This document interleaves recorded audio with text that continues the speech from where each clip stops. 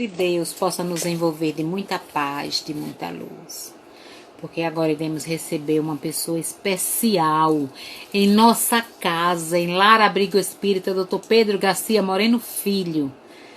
Nesse instante, estamos nos preparando para receber quem? Quem? Ela! Stephanie Loureiro, a nossa menina prodígio, porque ela é espetacular. Fala divinamente bem, escreve maravilhosamente bem. Ela é demais. Além do que é uma advogada. Eu amo a justiça, eu amo o direito. Por isso, quando ela fala, eu me sinto representada. Eu me sinto representada com você, Stephanie, pode ter certeza. Você é muito especial para nós, você é muito especial para o Lar Abrigo Espírita, Dr. Pedro Garcia Moreno Filho. Você é muito especial para a nossa casa que acolhe, a nossa casa de amor. Todos os nossos trabalhadores amam você. Por isso que você precisa sentir nesse momento esse abraço fraterno, cheio de amor. Vou te convidar já, porque eu quero lhe ver. Coisa, vou dizer, não é bondade não. Isso é você. Viu? É você. Oi, Mari. Oi, Mari já chegou. Mari fez uma live espetacular para o Lar Abrigo Espírita do Dr. Pedro Garcia Moreno Filho, na nossa conversa fraterna, na quarta-feira passada. E vai falar: oi, coisa linda! Tudo bom? Maravilhosa. Nós te amamos, viu, querida? Eu que Sim, agradeço. é impressão minha, nós estamos com a roupa da mesma cor. Não é? Estamos de Menina! branco. Isso é sintonia. Você acredita que eu estava com a roupa azul marinho e eu troquei? Ai, adoro azul. Mas você tá linda, de branco, de azul. Você é uma mulher exuberante. Ah, coisa linda! Então, Stephanie, vou fazer a leitura do Evangelho para em seguida passar para você, viu, querida? Seja Fica à vontade. bem-vinda à nossa casa de amor. Você é muito querida. Olha, eu Eu que não, agradeço. olha isso. Delícias da Mari, Lourdes Lima. Mari, eu tô doida para provar essa delícia, viu, fofa? Do capítulo 21, haverá falsos cristos e falsos profetas. Reconhece-se a árvore pelo fruto. Tá vendo que não é bondade minha? Olha os frutos que Oh, você mas dá, você. coisa linda. Bondade, bondade Nada, sua. né? Não. A árvore que produz maus frutos não é boa. E a árvore que produz bons frutos não é má. Porque cada árvore se conhece pelo seu próprio fruto. Não se colhem figos dos espinheiros, e não se colhem cachos de uva das sarças. O homem de bem tira as boas coisas do bom tesouro do seu coração, e o mal tira as más do mau tesouro do seu coração. Porque a boca fala do que está cheio o coração. São Lucas capítulo 6, versículos 43, 44, 45. Querida, que o Deus de amor que nos acolhe, que nos reúne nessa casa de amor, que permite esse nosso encontro, te envolva de muita paz, de muita luz nesse instante que você vai trazer todos esses conhecimentos para nos engrandecer, para nos esclarecer e para nos direcionar no melhor caminho. Paz e luz, seja bem-vinda, querida. Fique à vontade, Eu a que casa é sua. agradeço. Bondade sua. Boa noite, meus amigos. Meu nome é Stephanie Loureiro e hoje nós falaremos de um tema que é muito interessante: a revelação espírita. Mas é preciso que a gente faça um apanhado histórico a respeito desse tema. Primeiro, a ideia reencarnacionista é exclusividade da doutrina espírita? Não. Tanto não é que Kardec se preocupou com essa questão. No Livro dos Espíritos, capítulo 5, item 222, perdão, foi dito: a ideia da reencarnação não é recente e nem foi inventado pelo Espiritismo. Trata-se, na verdade, de uma crença antiga, cuja origem se perde no tempo. Seja, porém, como for, o que não padece de dúvida é que uma ideia não atravessa séculos e séculos, nem consegue impor-se a inteligências de escola, se não contiver algo de sério. Tanto é verdade que a reencarnação é um ponto central de diversos sistemas filosóficos e religiosos, segundo os quais o espírito sobrevive ao perecimento do corpo. E quem defendia isso era ninguém menos que Heródoto, historiador e geógrafo grego, Pitágoras, que foi um filósofo pré-socrático. Também a reencarnação é chamada de transmigração da alma ou metempsicose, que são ideias centrais de religiões do Antigo Egito, hinduísmo, taoísmo, jainismo, sikhismo, budismo, cabala judaica, culto de tradição dos orixás. Então a gente percebe que a ideia reencarnacionista não é uma ideia nova, muito pelo contrário, ela é milenar e notadamente pelas doutrinas orientais. Pois bem, o Livro dos Espíritos, no item 166, e Kardec se preocupou com essa questão, tanto que perguntou como a alma que não alcançou a perfeição durante a vida corpórea pode acabar de depurar-se. E foi respondido pelos espíritos de escola, sofrendo a prova de uma nova existência. E no item B dessa mesma questão, Kardec questionou: a alma passa então por muitas existências corporais? E foi respondido: sim, todos nós contamos muitas existências. Os que dizem o contrário pretendem manter-vos na ignorância em que eles próprios se encontram. Esse é o desejo deles. Interessante que os cristãos primitivos, há segmentos dos cristãos primitivos que defendiam a ideia reencarnacionista. E a própria Igreja Católica, nos primeiros séculos, também se debruçava sobre a questão reencarnacionista. Um segmento da igreja defendia, outro segmento da igreja não defendia. Tanto é que Orígenes, que ele viveu entre os séculos 185 e 253 depois de Cristo, que foi um grande influenciador da teologia cristã, defendia a ideia reencarnacionista.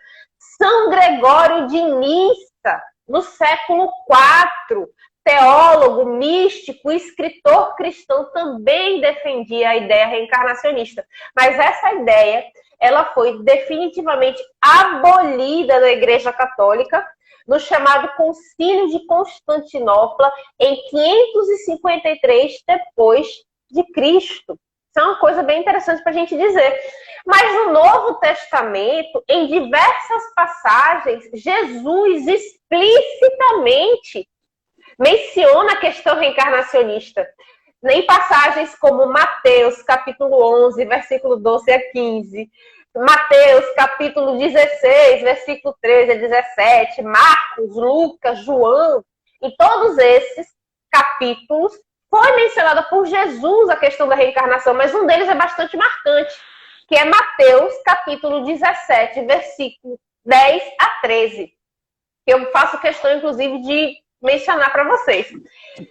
Então, seus discípulos perguntaram a Jesus: por que, pois, dizem os escribas ser preciso que antes venha Elias? E Jesus lhes respondeu: é certo que Elias tem de vir e que restabelecerá todas as coisas. Eu, porém, vos digo que Elias já veio e eles não o conheceram, antes o trataram como quiseram. E assim é que farão morrer o Filho do Homem. Então seus discípulos compreenderam que era de João Batista que eles lhes falaram. Interessante a gente observar a correspondência kármica que há entre Elias e João Batista. Vale dizer que Elias degolou, matou os sacerdotes de Baal. E João Batista morreu degolado, com a cabeça decepada. A gente vê como é interessante essa dinâmica reencarnacionista e como a Bíblia deixa, o Novo Testamento deixa isso tão evidente. Mas do que se trata a chamada revelação espírita? Esse termo, na verdade, essa questão, ela foi colocada de maneira bem interessante no livro A Gênese, que faz parte do Pentateuco kardeciano, no capítulo 1, item 8. As revelações são transmitidas por espíritos esclarecidos, os quais, no cumprimento de missão específica, reencarnam para ensinar aos homens verdades que eles, por si mesmos, não conseguiriam ou demorariam a alcançar. E todas as religiões tiveram os chamados reveladores, também conhecidos como os profetas, que tinham por função transmitir ensinamentos novos, interpretar os já existentes ou, sob inspiração, orientar a respeito de conceitos e práticas religiosas. Isso tudo no capítulo 1, item 8 de A Gênese. Mas quais são as características principais da revelação espírita? A revelação espírita ela é marcada por dois aspectos principais. Caráter divino, porque o seu aparecimento foi providencial e não foi iniciativa ou desejo premeditado do homem, mas foi proveniente do ensino dos espíritos. E o segundo caráter da revelação espírita é o caráter científico. Por quê? Porque na doutrina espírita não há a renúncia ao raciocínio e ao livre-arbítrio. Ao contrário, recomenda-se um exame criterioso de todas as ideias que são transmitidas pelos espíritos. Então, a origem da revelação espírita é divina, é de cunho espiritual, mas a elaboração da doutrina é fruto do trabalho do homem e tem função principal reviver e explicar em espírito e em verdade os ensinamentos de Jesus. Por isso que a doutrina espírita é conhecida como Consolador Prometido, Cristianismo Redivido e também é considerada como a terceira grande revelação. Mas o que identifica o autêntico missionário ou os espíritos detentores de grandes missões perante a humanidade? O Evangelho segundo o Espiritismo, em Caracteres do Verdadeiro Profeta, nos diz o seguinte por meio de mensagem de autoria de Erasto. O verdadeiro missionário se reconhece pela sua superioridade, pelas suas virtudes, pela grandeza, pelo resultado e pela influência moralizadora de suas obras, a missão de que se diz portador. E, em geral, o missionário desconhece a si mesmo enquanto missionário. Desempenham essa missão por força do gênio que possuem, secundado pelo poder oculto que os inspira e dirige, mas sem premeditação. Interessante isso. Kardec, no item 575 do Livro dos Espíritos, questiona: deste ponto de vista, como se pode reconhecer que um homem tem realmente uma missão na Terra? E foi respondido: pelas grandes coisas que realiza, pelo progresso a que conduz os seus semelhantes. E a gente pode citar exemplos fantásticos da doutrina espírita, como Chico Xavier, Divaldo Franco, Herculano Pires, que era conhecido como o metro que melhor mediu Kardec, o próprio João Batista, bíblico. E se a gente for pensar também, Madre Teresa de Calcutá, Santa Dulce dos Pobres, foram realmente verdadeiros missionários. Pois bem, agora vamos falar um pouquinho a respeito de Kardec. Quem foi Allan Kardec? Allan Kardec nasceu em 3 de outubro de 1804. Ele era filho de um juiz, um magistrado. Nasceu na cidade de Lyon. O nome de Kardec é Denisard Hippolyte Léon Rivaio. Descendia de juristas em linha paterna e em linha materna de teólogos ilustres, matemáticos, escritores. Inclusive, alguns de seus ascendentes pertenceram à Academia de Ciências e à Academia de Letras francesa. Então, a gente observa que Kardec tem vamos dizer assim, uma ascendência de personagens bastante proeminentes na sua família. E a gente diz, inclusive, que ele era um verdadeiro perfume francês, porque os melhores perfumes estão nos menores frascos. Então, Kardec era um homem de estatura mediana, tinha uma cabeça proeminente, vamos dizer assim, ligeiramente atarracado, era sardento, tinha cabelos castanhos, olhos castanho escuros, uma cabeça maciça. Ele aparentava, inclusive, ser muito mais alemão do ponto de vista físico do que francês propriamente dito.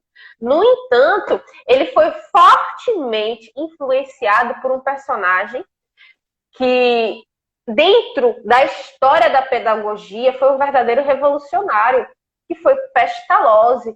Jean-Henri Pestalozzi foi a grande referência de Kardec. Foi professor de Kardec, amigo pessoal. Inclusive, Kardec estudou no chamado Castelo de Yverdun, onde Pestalozzi fundou a sua escola por 20 anos. Kardec, aos 14 anos, já era formado, já era professor e substituía seu mestre. Na ausência de Pestalozzi, quem conduzia os cursos era o próprio Kardec, que era estimado por Pestalozzi como se fosse seu próprio filho. Aos 14 anos, Kardec já era formado professor. E aos 24 anos, ele já era formado em medicina. Então, ele era de uma inteligência fora do comum. E possuía diversos títulos. A formação, ele foi reconhecido por diversas entidades, como fundador da Sociedade de Previdência dos Diretores de Colégios e Internatos de Paris, da Sociedade Gramatical, do Instituto de Línguas, do Instituto Histórico. Ele recebeu diversos títulos honoríficos, e a maioria deles entre os 20 e os 31 anos. Ou seja, ele era de uma precocidade fora de série. O último título que ele recebeu, honorífico, foi aos 43 anos. Ele era um idealista, mas não era um idealista tido como louco, lunático. Ele era um idealista prático, orgânico. E o interessante mencionar que ele publicou diversos livros no âmbito da pedagogia e do ensino em geral. Ele publicou a Gramática Clássica da Língua Francesa, Catecismo Gramatical da Língua Francesa, Pontos para os Exames na Municipalidade na Sorbonne, Instruções sobre Dificuldades Ortográficas. Ele publicou dezenas de livros na área da pedagogia em diversas matérias, da aritmética à língua francesa. E lecionou matemática, física, química, astronomia, retórica, anatomia comparada, fisiologia, língua francesa, e falava fluentemente inglês, alemão, holandês, italiano, espanhol, e era grande conhecedor do grego e do latim. Então, esse era o perfil acadêmico profissional do professor Rivail. Então, ele era, de fato, eu diria que ele era dotado de uma grande genialidade, não era qualquer pessoa. Até porque a espiritualidade não ia dar a ele a missão de codificar a doutrina espírita se não fosse realmente um espírito fora da curva. E era o caso de Kardec. Pois bem, além de tudo isso, ele também era estudioso do magnetismo e o hipnotismo. Então, só para a gente relembrar que o magnetismo era, vamos dizer assim, uma teoria desenvolvida por Mesmer, que sustentava que os corpos animados e inanimados eram submetidos a uma influência de um agente universal, que chamou de fluido magnético. E esse fluido magnético, manipulado por meio de passes e toques, era capaz de curar moléstias ou também provocá-las. Interessante que quando Kardec foi estudar o fenômeno espírita, ele já tinha 35 anos de estudo do magnetismo e o hipnotismo. Agora eu gostaria de comentar uma curiosidade. Isso poucas pessoas sabem, mas recentemente isso foi matéria de entrevista.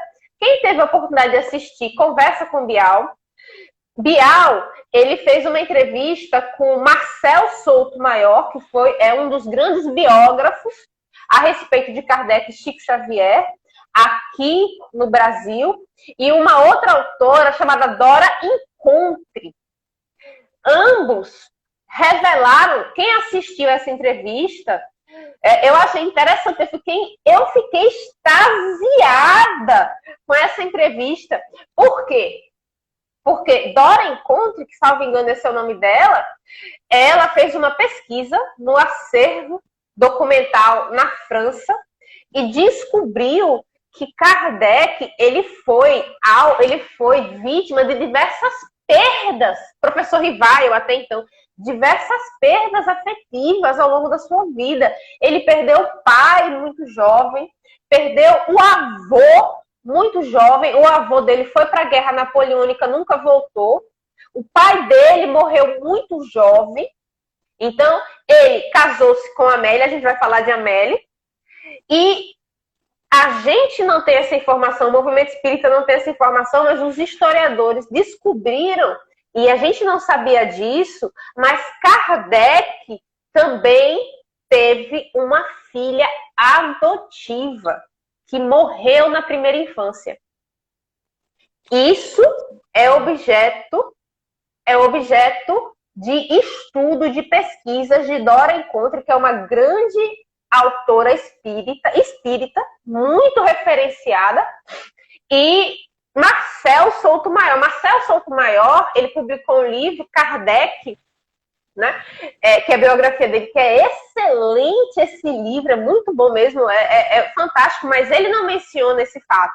Agora, Dora Encontre menciona. Há até uma série que está passando na TV, no canal fechado, sobre a trajetória de Kardec. Me falha a memória agora, excelente série, eu não tive a oportunidade de assistir ainda por conta dos horários, mas essa série fala de toda a trajetória de pesquisa do acervo documental parisiense a respeito do professor Rivaio. Então é muito interessante, a gente tem muitos aspectos da vida de Kardec que a gente ainda não teve acesso, mas Dora Encontre teve acesso a diversas cartas que foram trocadas entre Kardec e seus familiares. E numa dessas cartas, o sogro de Kardec, assim, vamos dizer, lhe dá condolências pela perda dessa suposta filha adotiva que ele teria tido com Gabi, que ele chamava Doce Gabi, que era a esposa dele. Então, isso é muito interessante, sabe? São aspectos que a gente que gosta de história, mas são fatos pouco conhecidos do movimento espírita. Até porque uma grande parte desse acervo de cartas de Kardec, depois da morte do codificador, a família de Amélie manteve segura. Não levou a público, não permitiu que fosse levado a público. Então, essas informações estão surgindo aos poucos agora. Isso é muito interessante. Pois bem, mas fazendo esse à parte, voltemos para o cenário do surgimento da doutrina espírita, ou as chamadas mesas girantes. Isso é muito interessante, porque esse fenômeno das mesas girantes, que nós falaremos a respeito deles, ficou muito conhecido nos Estados Unidos por meio das irmãs Fox. A família Fox se notabilizou porque era uma família que vivenciava diversos fenômenos mediúnicos. Entre eles, as chamadas mesas girantes, que nada mais é do que a família se reunia, né, e por intermédio da mediunidade das 3 irmãs Fox, que questionavam a espiritualidade, e a espiritualidade promovia a resposta desses questionamentos, utilizando-se como se as mesas fossem as canetas dos médiuns da atualidade. Faziam as perguntas e as mesas respondiam, e cada determinado número de toques correspondia a uma letra do alfabeto. Agora, vocês imaginem você fazer uma pergunta, eu gostaria de saber qual é o nome do espírito presente e a mesa fazer esse tati-bitati respondendo. Que coisa primitiva, mas era o fenômeno da época, da moda. Na Europa, esse fenômeno das mesas girantes ficou muito famoso. Do ponto de vista oficial, a história atribui às irmãs Fox, né, o início ou a propagação desses fenômenos das mesas girantes nos Estados Unidos, mas não é verdade. Os historiadores dizem que muito antes das irmãs Fox, na França, na Alemanha e na Inglaterra, já se havia registro dessa prática mediúnica das mesas girantes, que passou a ser um costume, vamos dizer assim, dos grandes salões. Era motivo de entretenimento. As pessoas se reuniam nas reuniões elegantes e consultavam, a título de brincadeira, a título de atração, as chamadas mesas girantes.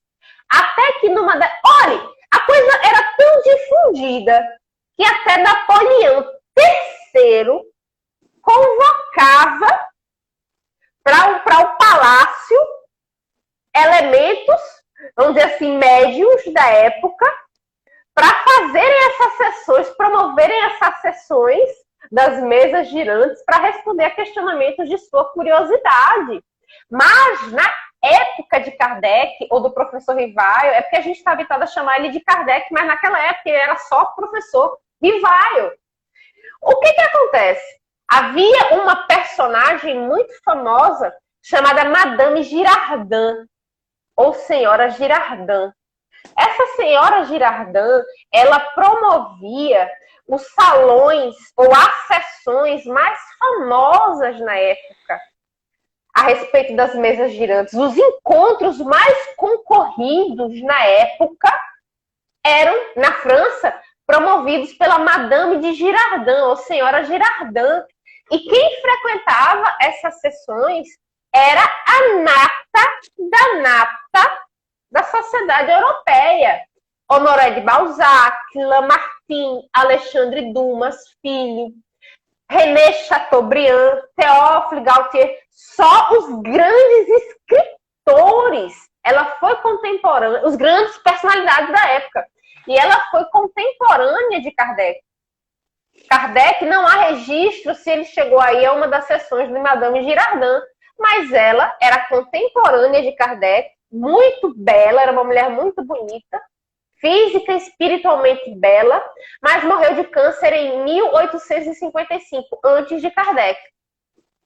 O fato é que Kardec frequentava, ou o professor Rivaio até então, a sociedade de magnetistas, né? E nessa sociedade de magnetistas, ele tinha um amigo chamado Portier, que em 1854 disse para Kardec: olha, Kardec, está tendo uns fenômenos, está tendo umas sessões de umas mesas, tables parlantes. Comentou com Kardec esse fato, mas ele não deu, a princípio, grande importância. Naquele momento, ele não se interessou. No entanto, um segundo amigo do professor Rivaio, o senhor Carlotin, lhe fez relatos minuciosos a respeito dessas tais mesas girantes. Nessa segunda ocasião, o professor Rivaio, ele se interessou pelo assunto. Se interessou a tal ponto que surgiu a oportunidade de frequentar as sessões promovidas pela senhora Planet-Mazon, na rua Grand Batelier, número 18, em maio de 1855. E Kardec se interessou pelo relato do senhor Carlotin, seu amigo da Sociedade de Magnetistas, e foi.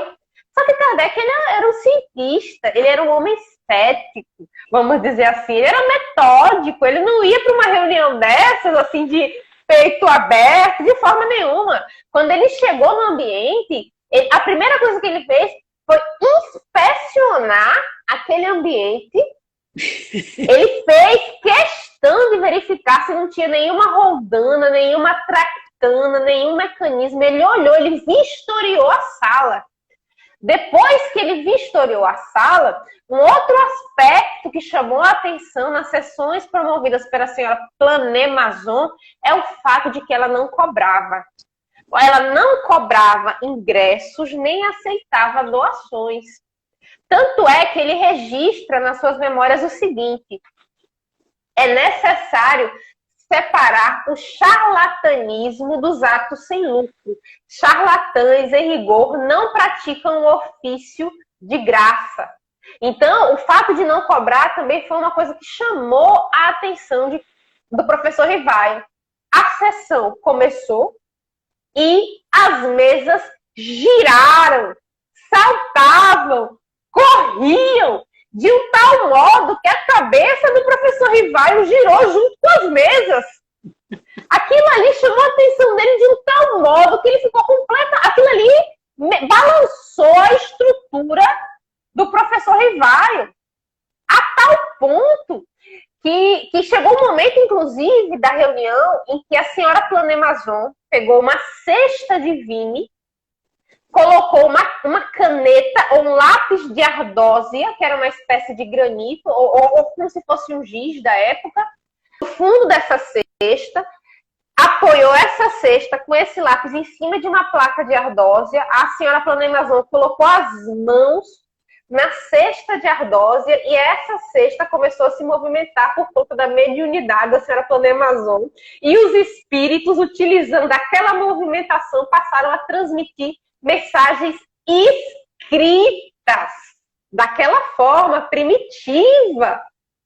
Então aquilo ali foi um choque para o professor Rivaio, né? Mas eu vou dar uma segurada nesse momento e vou falar de uma personagem fantástica chamada Amélie Gabrielle Boudot, a esposa de Kardec, ou a Madame Kardec. Ele a chamava de Doce Gabi. E Doce Gabi, ou Gabrielle, ou Amélie, ela era uma pessoa extremamente culta, 7 anos mais velha do que o professor Rivaio. Eles se conheceram nos corredores escolares. Ela também era professora de letras e belas artes, artista plástica, poetisa, escritora. Então, era uma mulher de grande nível, vamos dizer assim, cultural e de excelente família. Inclusive, era uma mulher que vinha de uma família de abastada, né? E até nisso, Kardec, ele reproduziu a conduta do professor Pestalozzi, porque Pestalozzi também se casou com uma mulher 7 anos mais velha que ele. E Kardec casou com uma mulher 7 anos mais velha. E ambos deram aulas em instituições públicas ou privadas. E em casa, por anos a fio, eles deram cursos gratuitos de química, física, astronomia e anatomia a alunos pobres da vizinhança. Então, ou seja, era um casal de professores apaixonados pela pedagogia. Não é à toa que ao lado de todo grande homem sempre há uma grande mulher. E a grande mulher de Kardec, sem sombra de dúvida, foi a chamada Doce Gabi. Mas voltando, a partir do momento que Kardec começou a frequentar as sessões da senhora Planet-Mazon, ele foi apresentado a 2 irmãs, Caroline e Julie Baudin, de 16 e 14 anos, respectivamente. E os pais dessas 2 adolescentes também promoviam em casa sessões mediúnicas. E Kardec começou a frequentar as sessões promovidas pelos pais de Caroline e Julie Baudin. E essas médiuns eram médiuns de faculdades fantásticas e jovens, sem nível de instrução. E, no entanto, lá ia Kardec com o seu colete de couro, cheio de bolsos, e nos bolsos cheios de canetas e cadernetinhas, levava as perguntas e fazia perguntas extremamente complexas a essas duas adolescentes que eram médiums. E a espiritualidade, por intermédio daquelas duas adolescentes, respondia a perguntas muito simples. Os espíritos possuem forma determinada, delimitada e constante e respondiam à espiritualidade. A vossos olhos não, aos nossos sim. Ela será, se imagem quiseres, plana, clarão ou centelha. E perguntava a Kardec coisas como ter uma confirmação da existência de Deus, o espaço universal é um todo infinito ou delimitado, a separação da alma e do corpo é dolorosa. Então, perguntas extremamente complexas que eram respondidas pela espiritualidade pelo intermédio daquelas duas adolescentes que não tinham formação ou instrução à altura das respostas que por elas eram transmitidas. E Kardec se aprofundou no estudo desse fenômeno a tal ponto que ele teve que criar um método. A gente chama de método Kardec, de análise do fenômeno mediúnico. Primeiro, a escolha de colaboradores mediúnicos sem sombra de dúvida, insuspeitos do ponto de vista moral e do ponto de vista das faculdades mediúnicas. Análise rigorosa das comunicações do ponto de vista lógico, ou seja, tudo aquilo que era esdrúxulo, tudo aquilo que confrontava a ciência, tudo em lógica, ele descartava. Controle dos espíritos comunicantes. Com o tempo ele passou a perceber que também tinha os espíritos sabotadores, os espíritos sem boas intenções, que estavam ali apenas para atrapalhar. E o quarto item do método Kardec de análise do fenômeno mediúnico, sem sombra de dúvida, era o consenso universal.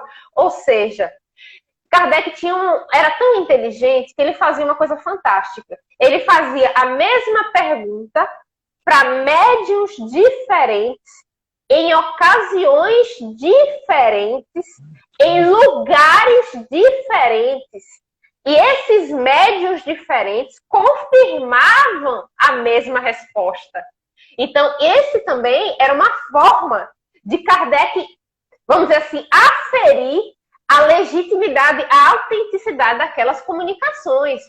A tal ponto, ele era tão rigoroso na sua análise, que é uma frase emblemática do professor Rivaio, que ele diz o seguinte: é melhor rejeitar 10 verdades do que aceitar uma mentira. Então, Kardec era radical na maneira em que ele estudava os fenômenos mediúnicos.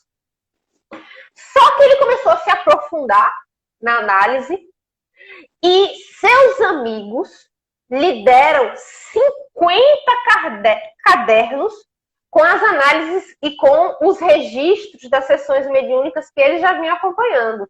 Então, Kardec pegou esses 50 cadernos, acrescentou as suas observações, os seus próprios registros, e por conta disso, reuniu essas informações e publicou a primeira obra, que é considerada a pedra fundamental da doutrina espírita, que é o Livro dos Espíritos, que foi publicado em 18 de abril de 1857. A edição que nós temos hoje, ela consolidou-se, na verdade, na 22ª edição. Ela é a edição de hoje, consolidada. Então, o Livro dos Espíritos é a pedra fundamental da doutrina. O Espiritismo iniciou-se com a publicação dessa obra, o seu marco inicial, e com essa obra se propagou. Interessante a gente observar que há uma sequência lógica das grandes revelações. Primeiro, a Bíblia é a codificação da primeira revelação cristã. O Evangelho é a codificação da segunda revelação cristã, que foi capitaneada pela figura de Jesus Cristo. E o Livro dos Espíritos é considerada, vamos dizer assim, a codificação da terceira revelação cristã. que surgiu pelas mãos de Allan Kardec sob a orientação do Espírito da Verdade. Mas Kardec precisava divulgar a doutrina espírita. E para fazer essa divulgação, além do Livro dos Espíritos, ele criou a Revista Espírita, em 1º de janeiro de 1858, que era uma revista pequena de 32 páginas, em média, que ele utilizava para responder a questionamentos dos leitores e promover o debate. E essa Revista Espírita foi um sucesso, porque ele recebia dezenas de cartas diariamente e muitas dessas cartas foram respondidas, muitas questões foram debatidas por meio da Revista Espírita. Então veio o Livro dos Espíritos, depois veio o Livro dos Médiuns, o Evangelho segundo o Espiritismo, o Céu, o Inferno, a Gênese, esses 5 livros que são considerados o Pentateuco kardeciano, as obras fundamentais da doutrina espírita. Mas o fato é que Kardec, ele já foi estudar o fenômeno mediúnico já bastante maduro. Ele já contava com 51 anos quando ele foi começar a estudar o fenômeno mediúnico. E ele era portador de uma lesão grave no coração. Os espíritos lhe recomendavam o tempo inteiro que ele moderasse o trabalho, que ele diminuísse o ritmo. Mas ele não conseguia, porque ele olhava ao redor e não via uma pessoa que tivesse a mesma postura, o mesmo pensamento que ele tinha. Então ele tinha uma preocupação constante com o futuro da doutrina espírita. No entanto, em 31 de março de 1869, Kardec contava 65 anos de idade e ele estava às vésperas de fazer a mudança. Ele ia sair de uma casa minúscula que ele tinha para uma casa maior. E essa sede também, essa nova casa também seria a sede de um novo estabelecimento ligado à Sociedade Espírita de Paris, a Livraria Espírita. A casa dele estava toda em clima de mudança. Quando ele foi abrir a porta para receber alguns exemplares da Revista Espírita, naquele momento ele teve um aneurisma da aorta. Ele teve um aneurisma da aorta ao abrir a porta e, sem dizer uma palavra, ele desencarnou tombando sobre si mesmo. Alguns amigos foram chamados, aplicaram passes em Kardec e, no entanto, ele realmente estava morto. E o velório, ou melhor, o funeral de Kardec foi um verdadeiro acontecimento na França. Foram discursos de personalidades diversas. E ele se encontra hoje sepultado no cemitério Père-Lachaise. Muito bonito. Inclusive, eles fizeram uma sepultura imitando, ou melhor assim, um monumento de origem druida. Porque o nome Allan Kardec se refere a uma existência anterior do professor Rivaio, em que ele era um sacerdote druida de nome Allan Kardec. Essa informação foi lhe dada por um amigo seu, na sua época, enquanto sacerdote druida, que se apresentava eventualmente nas sessões mediúnicas como o nome de Zéfiro. E Zéfiro lhe revelou: você, numa existência passada, foi um sacerdote druida e seu nome era Allan Kardec. E por conta disso, quando fizeram um túmulo de Kardec, fizeram um túmulo dele, vamos dizer assim, fazendo referência às construções druidas. Isso é muito bonito, é muito interessante. Vale a pena a gente dar uma olhadinha na internet e procurar o túmulo de Kardec. Mas eu fiz essa pequena síntese da trajetória do codificador para a gente saber como é que foi construída, vamos dizer assim, em sucintas palavras, a doutrina espírita, qual era a biografia de Kardec, mas tem alguns fatos que são muito relevantes da trajetória deles. E um desses fatos é o Auto de Fé de Barcelona. O Auto de Fé de Barcelona é um evento emblemático na trajetória da doutrina espírita. Por quê? Certa feita, Kardec, ele tinha o desejo de expandir a doutrina espírita na Espanha, onde ele tinha um amigo que era editor na França, chamado Maurice Lechetre. Só que esse Maurice Lechetre, ele havia publicado algumas obras que causaram muita polêmica na França e ele acabou tendo que exilar-se na Espanha. E para sobreviver, esse editor montou uma livraria. E Kardec teve o impulso de mandar para ele aproximadamente 300 exemplares do Livro dos Espíritos e do Livro dos Médiuns, para ele fazer a divulgação em Barcelona, onde ele montou a livraria. Então, Kardec fez todo o procedimento alfandegário, recolheu os impostos, pagou todas as taxas, fez todo o procedimento certinho. Mas quando a remessa com os livros desembarcou no porto de Barcelona, foi interceptada pelo chamado bispo de Barcelona, Dom Antônio Palois e Termens. Ele confiscou as obras de Kardec e não autorizou que elas fossem distribuídas na Espanha. Kardec, quando teve conhecimento disso, ele ficou extremamente revoltado. Ele ficou tão revoltado que ele escreveu ao bispo: senhor, libere as obras. Em outras palavras, né? Senhor, libere as obras. Mas se o senhor não liberar, pelo menos me devolva o que eu quero de volta. E o bispo disse, não só, em outras palavras, não só não vou devolver, como vou queimar. Enquanto representante da Igreja Católica, eu não autorizo que essas obras hereges circulem na Espanha. E Kardec ficou revoltadíssimo, a tal ponto que ele consultou o Espírito de Verdade.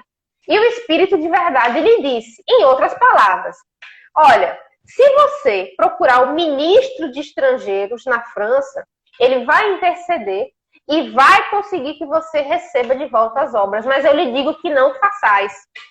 Porque esse verdadeiro auto de fé vai ser muito mais benéfico para a doutrina espírita enquanto divulgação do que você receber de volta esses 300 livros. E, de fato, o Espírito de Verdade não errou.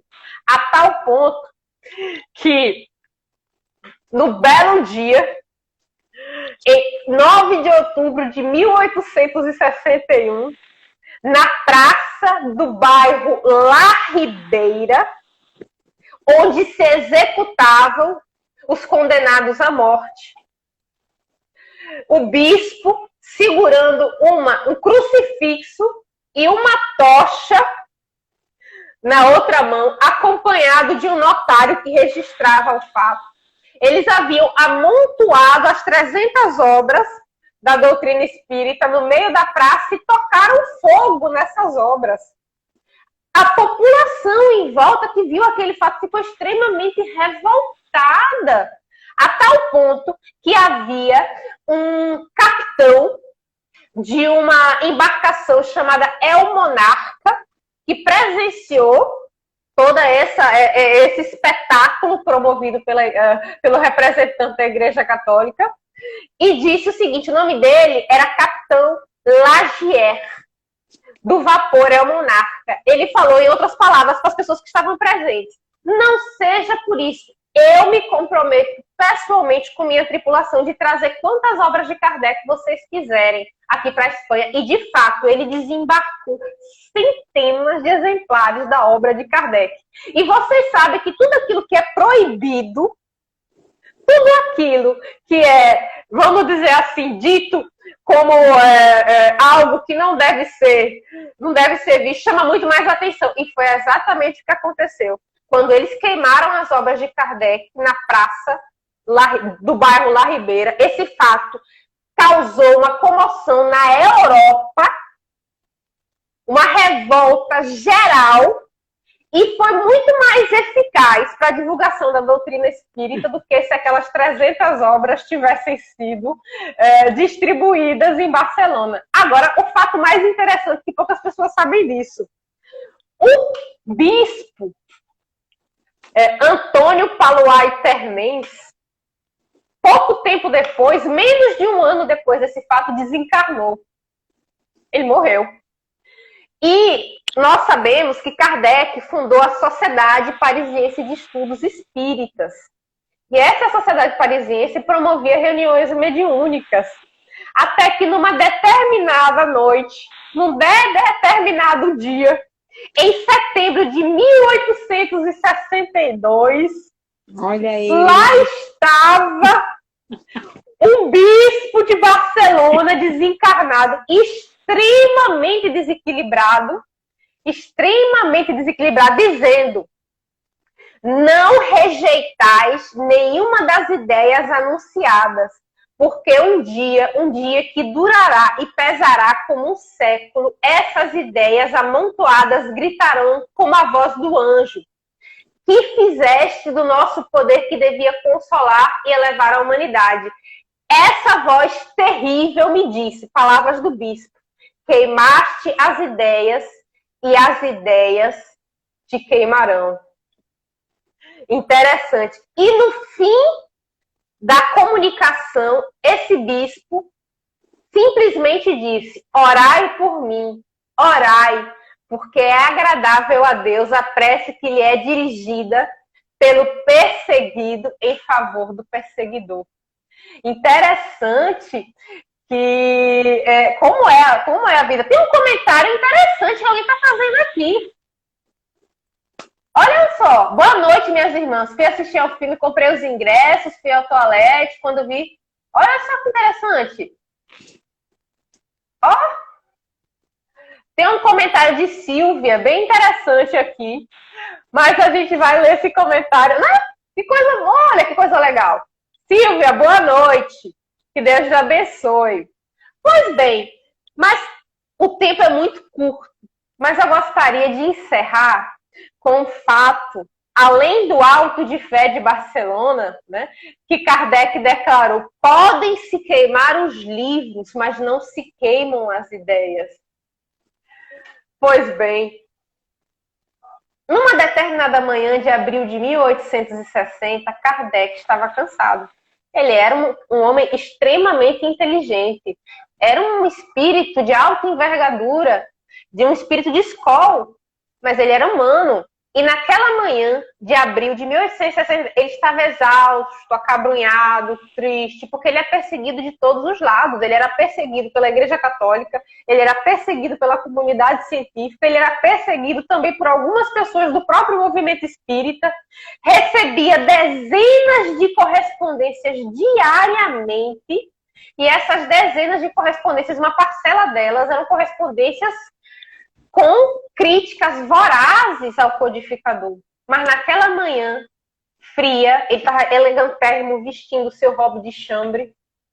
Gabi, a doce Gabi, me colocou nas mãos um exemplar do livro dos Espíritos, que lhe foi enviado. E ele abriu aquele embrulho, viu aquele exemplar belíssimo, ricamente encadernado, e havia uma carta anexa. Nessa carta anexa, entre outras coisas, lhe disse o remetente: com a minha gratidão, remeto-lhe o livro anexo, bem como a sua história, rogando-lhe, antes de tudo, prosseguir em suas tarefas de esclarecimento da humanidade, pois tenho fortes razões para isso. As fortes razões para isso é que aquele remetente era um encadernador de profissão que havia perdido a esposa. Ele era apaixonado por essa esposa, casou-se, mas ela morreu tuberculosa. E ele, com a morte da esposa, entrou numa situação profunda de tristeza, perdeu o emprego, se entregou ao alcoolismo e decidiu que queria se suicidar. Ele começou a namorar essa ideia. Até que ele subiu numa chamada Ponte Marie, que é uma ponte que atravessa o Rio Sena, em Paris, com o intuito de se jogar. Mas quando ele foi subir na ponte, caiu sobre si um livro. Quando ele pegou esse livro naquela madrugada, era o Livro dos Espíritos. E ele abriu justamente no capítulo a respeito do suicídio. Quando aquele encadernador de profissão, desesperado, viu aquela menção, voltou para casa com o livro debaixo do braço, leu de um jato e desistiu de se suicidar. A tal ponto que, em agradecimento, naquela manhã em que Kardec se encontrava extremamente acabrunhado, o codificador recebe aquele exemplar do Livro dos Espíritos e se emociona, porque aquele encadernador de profissão abandonou o alcoolismo, desistiu de suicidar-se, recuperou o emprego, mudou completamente a vida dele com aquele livro, porque ele passou a acreditar na vida após a morte, que ele ia reencontrar a mulher amada. Kardec, quando recebeu aquele livro naquela manhã, ele se levantou da poltrona onde ele estava sentado, vestindo o seu robre de chambre, elegantérrimo, abraçou o livro contra o peito e mais do que nunca percebeu que valia a pena todo o esforço, todo o sofrimento, toda a dor, e ele venceu. Kardec cumpriu a missão. Kardec foi vitorioso. Assim como nós também seremos vitoriosos. Então, meus queridos, essa é a mensagem de hoje. Que Deus nos abençoe. O tempo é curto. Boa noite a todos. Selma, Evandro Rocha, todos aqueles que estiveram presentes na noite de hoje. Que Deus os abençoe enormemente. Mais uma vez, eu agradeço ao Lar Abrigo, Dr. Pedro Garcia Moreno, porque mesmo num dia de rinite alérgica, mesmo num dia, vocês me receberam e eu estou aqui super agradecida. Lenói, Deus te abençoe por tudo. Gratidão é a palavra, e fantástica, não teria outra para dizer, porque sua palestra foi absolutamente Bondade fantástica. sua. Olha, gratidão, gratidão, gratidão imensa. Encerre com a prece, porque para que a gente não termine assim, viu? Gratidão a todos que estão aqui, porque foi fabulosa, fabulosa mesmo. Não dando contra palavras, amiga, desculpa, viu? Selma, cheiro. Bondade sua. Queridos, água fluidificada, elevemos o nosso pensamento a Deus, pedindo, Senhor, permita, Senhor, que os bons espíritos nos assistam, nos orientem, nos guiem.